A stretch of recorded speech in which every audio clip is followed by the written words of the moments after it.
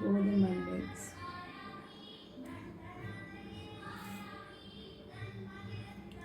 சுவையான கோதுமை halwa. Hi friends, எல்லோரும் எப்படி இருக்கீங்க? ரொம்ப வீடியோ போட முடியல. கிட்டத்தட்ட ஒரு 4-5 நாளுக்கும் நினைக்கிறேன். வெயிலுக்கு இதுக்குள்ளார நிற்க முடியாதனால வீடியோ அவ்வளோ போட முடியல. வந்து சீக்கிரம் ஒவ்வொன்றும் கொஞ்சம் கொஞ்சமாக போடும். இப்போ வந்து நம்ம என்ன பண்ண போகிறோம்னா கோதுமை அல்வா பண்ண போகிறோம். இன்றைக்கி என்ன டிஷ்ஷுன்னா கோதுமை அல்வா பண்ண போகிறோம். எப்படி பண்ணலாம் பார்க்கலாம்.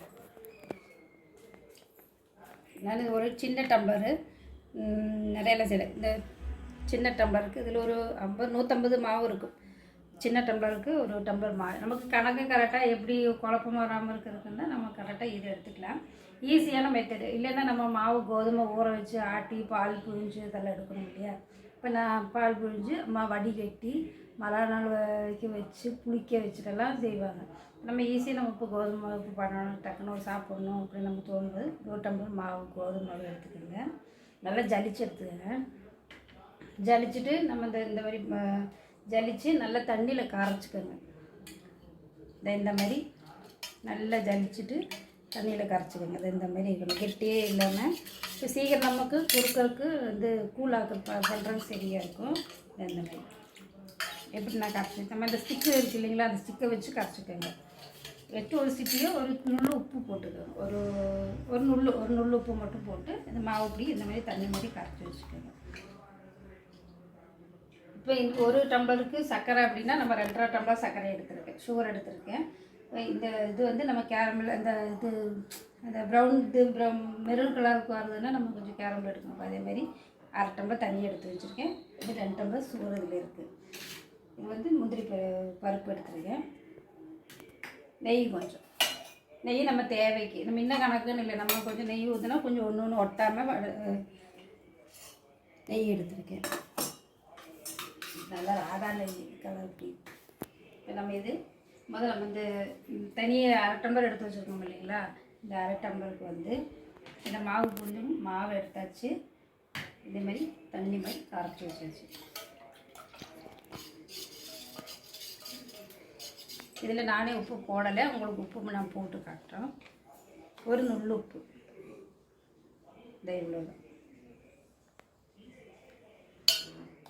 ஒரு நுள்ளு உப்பு போட்டுருக்கோம். நம்ம இப்போ இந்த கேரமலுக்கு எடுத்து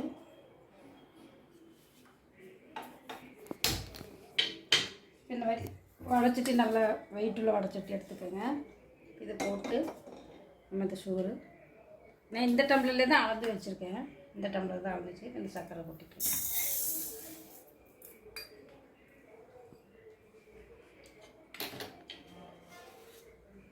நல்லா சிம்மில் வச்சுட்டு அப்படியே உடுகிற அளவுக்கு பறிச்சு கொடுக்கணும்.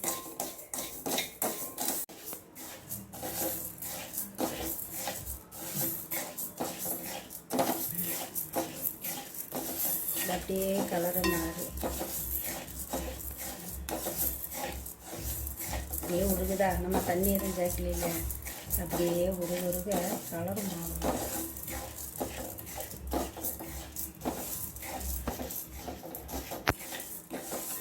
ஜீனி நம்ம தண்ணியில் பாவு காய்ச்சல். இது வந்து வரும் அந்த கலருக்கு சேர முடியுது, அந்த கரண்டி கலருக்கு வரும்.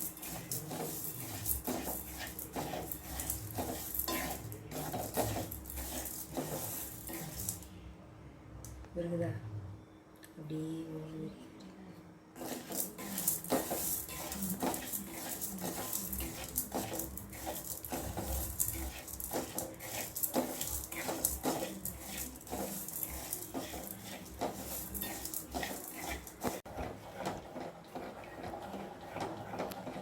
உருகிட்டு அப்படியே உருகி கலர் மாதிரிதா, இந்த மாதிரி கலர் மாதிரி.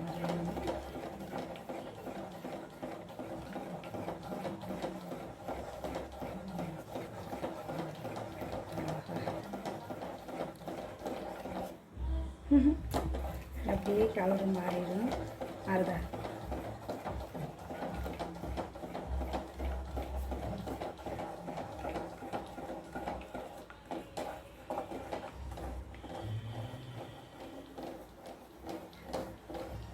தங்க எண்ணெய் மெரூன் கலரில் மாறும். அப்படியே கலர் போய்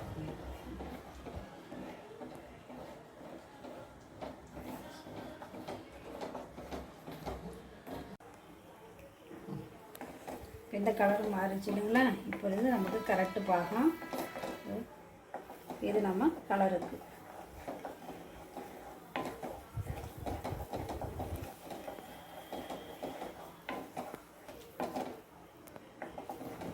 இது அப்படியே இருக்கட்டும். நம்ம இறக்கி வச்சிடலாம். இங்கே பாருங்கள் கலரு. இது நம்ம இறக்கி வச்சிடலாம்.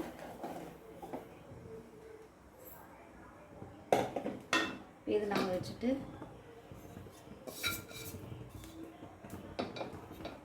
நெய் ஒரு சொட்டு போட்டு நெய் கொஞ்சம் 2 ஸ்பூன் நெய் ஊற்றிக்கலாம்.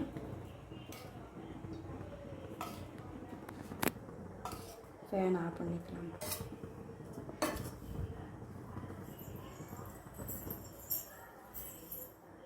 எனக்கு சீக்கிரம் ஆகாது.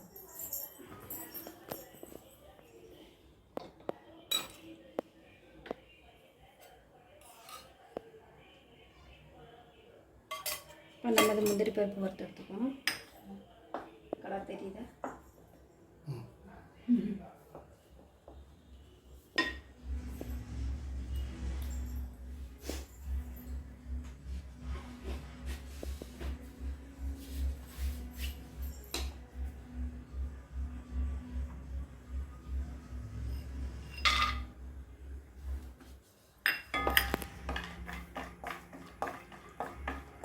இந்த மாதிரி இது கனம் இருக்குது. இந்த மாதிரி கனம் இருக்க இது சட்டி எடுத்துக்கோங்க. அது அதேமாதிரி கேரமல் காய்ச்சிருக்கு. அது வந்து கரெக்டாக இருந்துச்சு. கடைசிட்டு கொஞ்சம் வெயிட் இருக்கனால நம்ம அதில் எடுத்தோம்.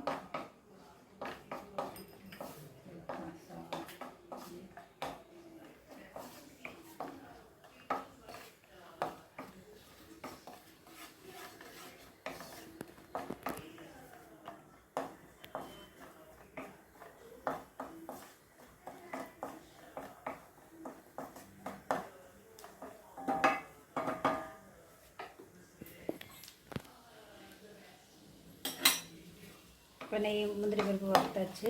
இதை அப்படியே சரியான எடுத்துருவோம்.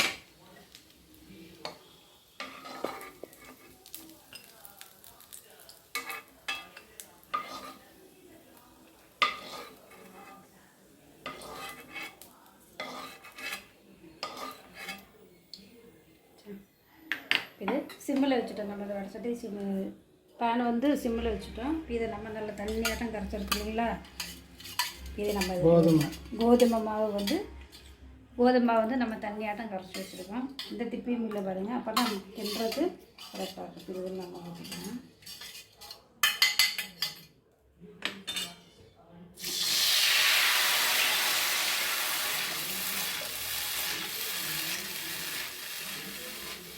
இதை நம்ம சிம்மிலேயே இப்படியே வச்சு குறுக்கி எடுத்துக்கலாம். ஏன்னா கொஞ்சம் நம்ம கெட்டியாகிற வரைக்கும் கொஞ்சம் ஒரு நுள்ளு மட்டும் ஹையில் வச்சுக்கலாம். ஆனால் கிட்ட ஆள் நின்றுட்டே இருக்கணும். இது மட்டும் அப்படியே குறிக்கலாம். இது அப்படியே கூலாட்டம் குறிக்கலாம். இத்தனை நேரம் நிற்க முடியல, வேர்த்து ஊற்றுது. அதனால தான் வீடியோவும் போட முடியல. இதை குறுக்கினா கொஞ்சம் பார்க்கலாம். இப்போ நம்ம இது கொஞ்சம் குறுகிருச்சு இல்லைங்களா? இப்போ நம்ம கொஞ்சமாக நெய் ஊற்றிக்கலாம். கொஞ்சமாக நெய்,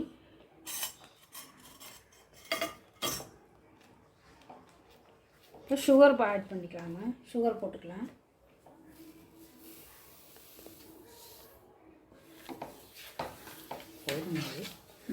ரெண்டு டம்ளர் எடுத்துருக்கு. ஒரு கப்புக்கு 2.5 டம்ளர் சுகர் வேணும். கரெக்டு.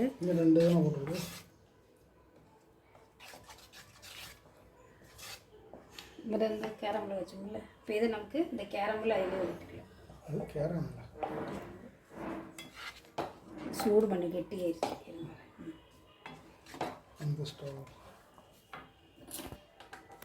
அப்படியே கெட்டி ஆயிடும்.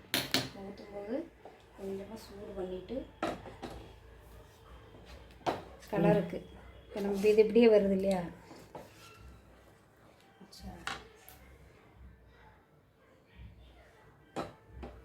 குட்டிச்சு பார்த்தீங்களா? இது அப்படியே இதுதான் நமக்கு இதுக்கெல்லாம் பண்ணுறது இல்லை.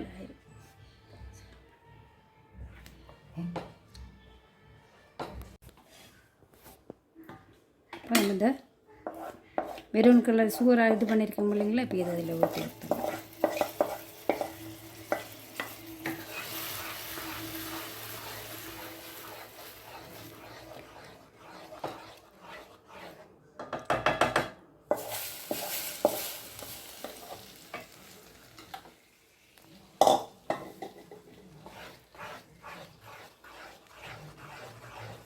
கலர் நல்லா வந்துருச்சா?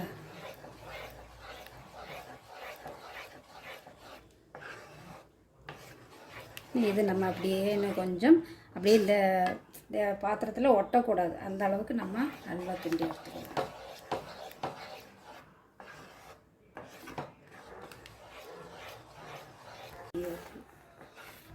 நம்ம இன்னும் கொஞ்சம் நெய் ஊற்றிக்கலாம்.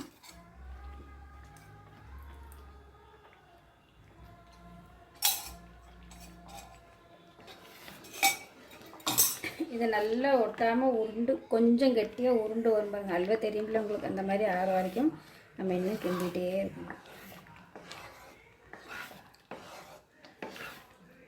நம்ம ஒரு டம்ளர் தான் போட்டிருக்கோம், நமக்கு இவ்வளோ கிடச்சிருக்கு, வச்சு சாப்பிடலாம். அல்வாக்கு நமக்கு ஈஸியான மெத்தடு தாங்க, நம்ம வீட்டிலே செஞ்சுக்கலாம். ஒரு தடவை செஞ்சு பார்த்தா நமக்கு ஈஸியாக இருக்கும். நமக்கு இது இப்படியே ஒரு என்ன இதுக்கு என்ன அடையாளம் அப்படின்னு கேட்டால், நமக்கு இப்போ இந்த நெய் ஊற்றுனதெல்லாம் திரண்டு கொஞ்சம் வெளியில் வரும். அப்போ நம்ம அது கரெக்டாக பாகம்னு தெரிஞ்சுக்கலாம்.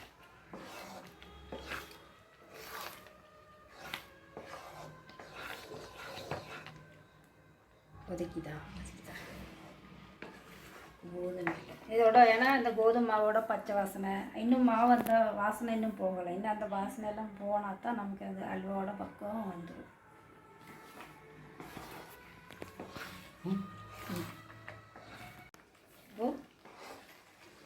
இந்த மாதிரி ஆயிடுச்சுங்களா, கிட்ட வந்துருச்சு. இப்போ நம்ம முந்திரி கொடுப்போம். நான் நெய் நிறைய ஊற்றிட்டேங்க, திருப்பி ஊற்றிட்டேன். எப்படி அல்வா பக்கம் வருதா?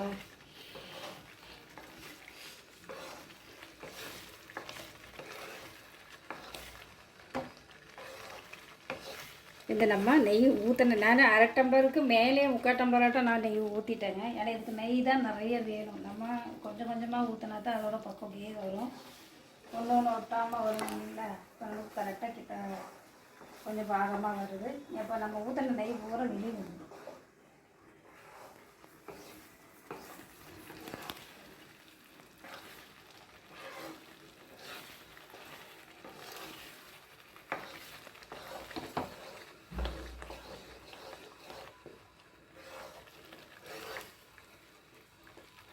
நம்ம ஊற்றுனதெல்லாம் தண்ணி எல்லாமே சுண்டி கரெக்டாக பாகத்துக்கு வருது.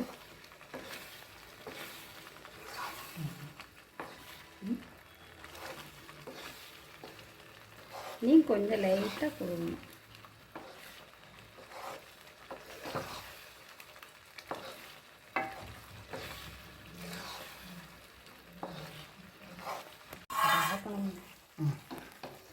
சூப்பராக அல்வா ரெடி ஆயிடுச்சு பாருங்க. எப்படி இருக்கு பாருங்க, நம்ம வீட்டிலே செஞ்ச கரெக்டாக அல்வா ரெடி ஆயிடுச்சு. கோதுமை அல்வா எப்படி இருக்கு பாருங்க. எண்ணெய் திரண்டு வருது பார்த்தீங்களா? சி அது எண்ணெயிலே பழக வேண்டாம், நெய்ங்க, நெய் எல்லாம் திரண்டு வருது.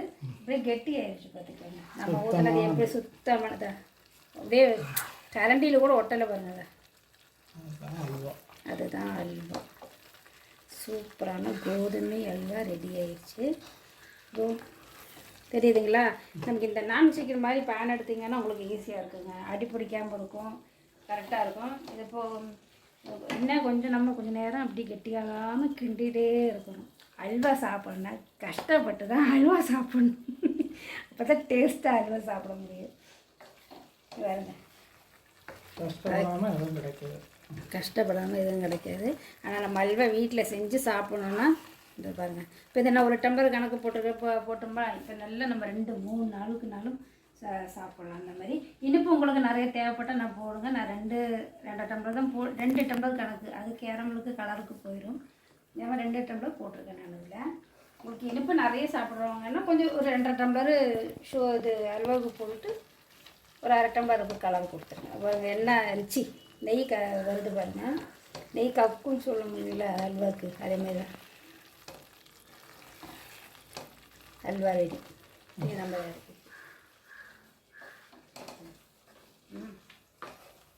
அல்வா ரெடி ஆயிடுச்சா? அப்புறம் சூப்பராக நம்ம கோதுமை அல்வா ரெடி ஆயிடுச்சு. நீங்கள் பக்குவமெல்லாம் பார்த்துருப்பீங்க, எவ்வளோ போடணும்னு நீங்கள் பார்த்துருப்பீங்க. அல்வா எப்படி தட்டுனாலே அல்வா ஆடுது பாருங்கள். இதுதான் அல்வா. இந்த மாதிரி நம்ம கெட்டியாக இது இல்லாமல் குழன்னு இல்லாமல் நம்ம சூப்பராக எடுத்து சாப்பிட்ற அளவுக்கு ரெடி ஆயிடுச்சு. கண்டிப்பாக நீங்கள் அதை பார்த்துருப்பீங்க, உங்களுக்கு பிடிச்சிருக்கும்னு நினைக்கிறேன்.